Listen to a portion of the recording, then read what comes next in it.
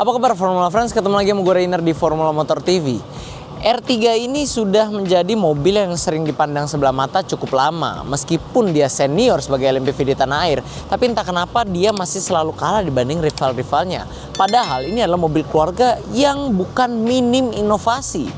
Contohnya ini adalah R3 dengan hybrid pertama di Indonesia dan masih banyak diragukan oleh orang-orang. Nah, sebenarnya mobil ini enak apa enggak? Hybridnya berguna apa enggak? Untuk itu, mari kita buktikan.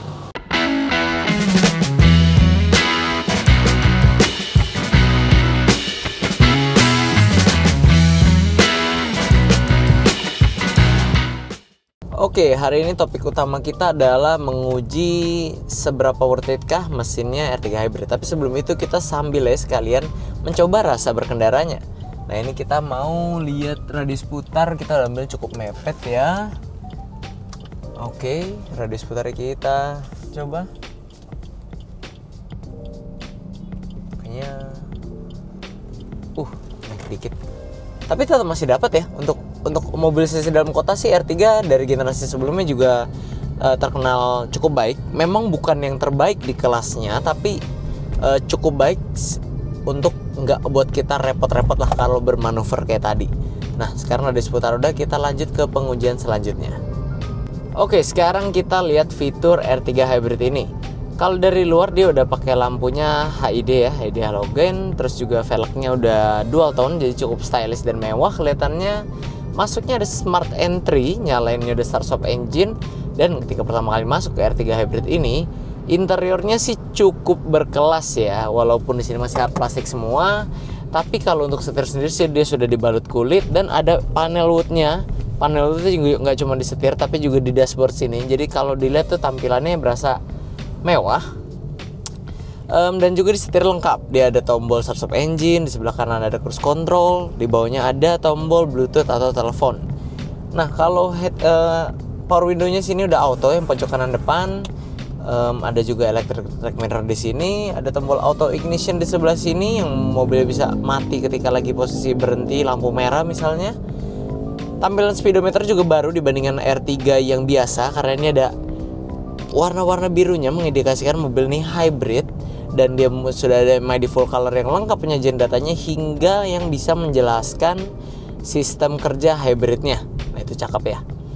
Kalau ke tengah sini head unitnya sudah touchscreen, bisa connect ke HP juga melalui aplikasi bawaan dari si head unitnya.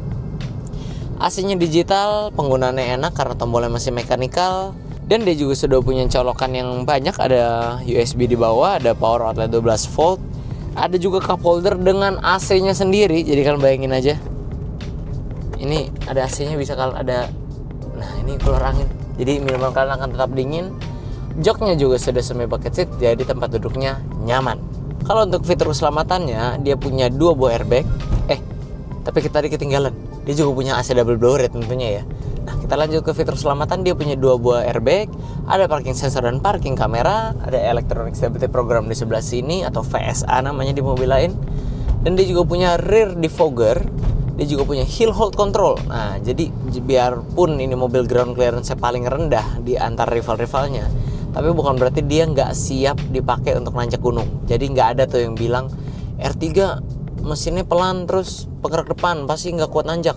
Tenang aja, dia udah punya hill hold control. Jadi kalian nggak mungkin nyelonong ke bawah pas lagi ditanjakan.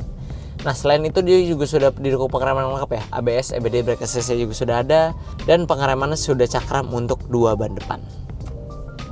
Oke, sekarang kita mau coba suspensinya R3 Hybrid. Dia beda kayak tadi yang R3 biasa. Oke, enggak ya. Sejauh ini kita coba enggak, karena kita belum lama juga pakai mobil ini. Kita kencengin lagi di kecepatan OTW 60. Oke, enak ya. Bandingan R3 itu sebenarnya dari generasi pertama itu sebenarnya enak loh. Malah bisa dibilang lebih enak dari Avanza. Cuman karena mobilnya kalah branding aja memang, jadi dia kayak nggak dilirik gitu loh. Padahal sebenarnya bantingannya enak, nyaman juga.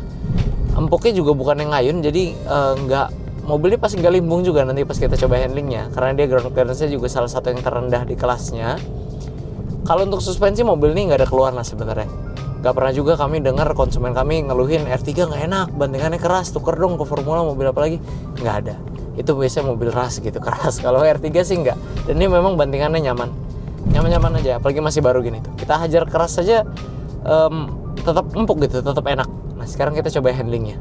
Oke, sekarang kita coba handling dari R3 Hybrid ya. Kita mulai. Wait. Pengendalian nggak begitu tajam. Lebih tajam apa ya? Nggak begitu tajam ini pengendaliannya. Tapi nah itu enaknya dia body roll atau limbungnya tuh nggak terlalu berasa karena dia pendek ya. Dia mirip-mirip Mobilio zaman dulu, Livina zaman dulu. Nah, itu dia memang MPV yang basisnya pendek, nggak kayak Avanza, Xenia atau Expander atau Stargazer ya kalau zaman sekarang. Dia tapi jangan salah, walaupun dia pendek ground clearance ya, kalau untuk lewatin jalanan rusak kayak gini nih, kita nggak worry juga sih, karena sependek-pendeknya LMPV seperti ini dia nggak sependek hatchback atau sedan. Jadi menurut kami ini masih dalam tahap yang nggak ngerepotin buat kalian pemakai.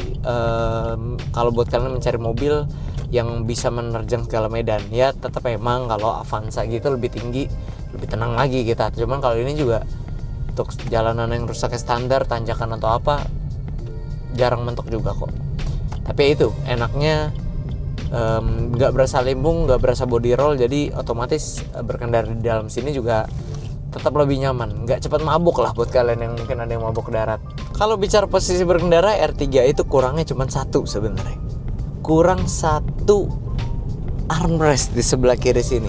Dari generasi pertamanya sampai generasi kedua, dan generasi kedua ini kan belum ada all new-nya ya, dia baru facelift, ada facelift dan berbagai perubahan kayak ini yang hybrid. Dia nggak pernah ada penambahan armrest, itu kami juga nggak ngerti kenapa. Expander aja dari yang cross non facelift ke cross facelift itu ada penambahan armrest loh, console box, padahal all day juga nggak punya. Tapi dia ada, itu penambahan nggak mahal menurut kami ya buat pabrikan nambahin ya, tapi berguna gitu. Nah kalau R3 sebenarnya duduk nih nggak ada keluhan sebenarnya, enak-enak aja, posisi duduknya nyaman, joknya juga empuk, Suzuki ya, visibilitasnya bagus. Pakai luar kota sini nggak nyaman lah untuk R3 ini. Cuma nih kurang satu armrest sebelah kiri ini aja. Kalau udah ada itu, aduh, udah mantep lah, udah mantep banget, udah nggak ada keluhan R3 ini. Dashboard juga rendah posisinya, jadi berbagai postur tubuh juga pasti tetap kelihatan. Setirnya ini pengaturannya kita atur dari sini ya. Nah ini baru tilt aja, belum bisa teleskopik. Tapi ya nggak masalah sih, orang posisi dia rendah dan kursinya juga ergonomis. Cuman itu aja sih menurut kami, kurang armrest aja. Kalau ada armrest sudah enak ini R3. Soal pengaturan joknya, dia standar seperti yang lain ya. Naik turunnya ada, maju mundurnya ada, dan senderannya bisa diatur. Tapi ini udah pas banget sih menurut kami. Kalau adjust lebih rendah, lebih bisa lagi. R3 dibekali mesin berkode K15B andalan Suzuki yang berkapasitas 1500 cc 4 silinder segaris VVT dengan teknologi ISG atau Integrated Starter Generator. Di atas kertas, mobil ini mampu menyemburkan tenaga sebesar 104 HP pada putaran 6000 rpm dan torsi maksimal hingga 138 Nm pada putaran 4400 rpm. Tenaga ini disalurkan melalui transmisi otomatis 5 percepatan ke dua roda depan. Nah, jadi kalau soal performa mesin, dia sebenarnya identik dengan R3 yang biasa. Yang membedakan dia punya teknologi ISG atau Integrated Starter Generator yang tadi kami sebutkan. Nah, disitulah letak hybridnya si R3 ini. Jadi kalau untuk tenaga memang dia nggak ada penambahan secara signifikan, tapi kalau ISG-nya sendiri itu memiliki dua fungsi. Yang pertama, dia menjadi generator penyimpan tenaga yang masuk ke baterainya itu ketika mobil sedang berdeselerasi. Ketika kalian gas, lepas gas, lagi gliding tuh, nah dia akan menyimpan tenaga kinetik ke baterainya. Nah, tenaga yang disimpan itu akan digunakan untuk fungsi kedua ISG ini, yaitu meningkatkan akselerasi mobil ini atau ketika idling stop. Nah, jadi kalau banyak orang yang bilang hybridnya R3 itu gak terlalu signifikan merubah iritnya, kami juga memang setuju. Karena setelah kami coba, kami mendapatkan angka 16,5 km per liter. Yang artinya angka ini hanya 1 km per liter lebih irit dibandingkan R3 yang pernah kami coba sebelumnya, itu R3 bermesin biasa. Tapi tetap aja ya, namanya hybrid kalau ditanya lebih irit gak? Ya benar, memang lebih irit, nggak salah juga si Suzuki. Cuman memang lebih iritnya nggak sesignifikan mobil-mobil hybridnya yang Toyota. Tapi apakah itu sebuah nilai yang buruk? Sebenarnya nggak juga ya, karena kalau mobil Toyota itu hybridnya dengan yang non hybrid itu bedanya lumayan. Dan Suzuki memang membawa teknologi hybrid ini yang ISG ini, itu mereka konsepnya teknologi hybrid yang terjangkau tapi bisa memperirit kendaraan. Jadi nggak salah memang, karena perbedaan R3 hybrid dan non hybrid itu memang bedanya nggak sejauh mobil-mobil hybrid Toyota atau yang lainnya. Jadi dia benar membawakan konsep mobil hybrid yang terjangkau sambil memperirit bahan bakar. Setelah kami mencoba rasa berkendara R3 hybrid satu ini, kami dapat berkesimpulan bahwa mobilnya bentuk strategi Suzuki untuk menyesuaikan dengan kebutuhan dan kondisi pasar yang kini lebih banyak mencari mobil-mobil yang ke arah elektrifikasi, terutama untuk mobil hybrid. Nah, Suzuki mendatangkan R3 hybrid ini guna menghadirkan ke masyarakat produk mereka yang sudah menggunakan teknologi terbaru namun dengan harga yang terjangkau. Apakah ini lebih irit dibandingkan mesin konvensionalnya? Ya. Apakah tetap terjangkau harganya? Bisa dibilang begitu.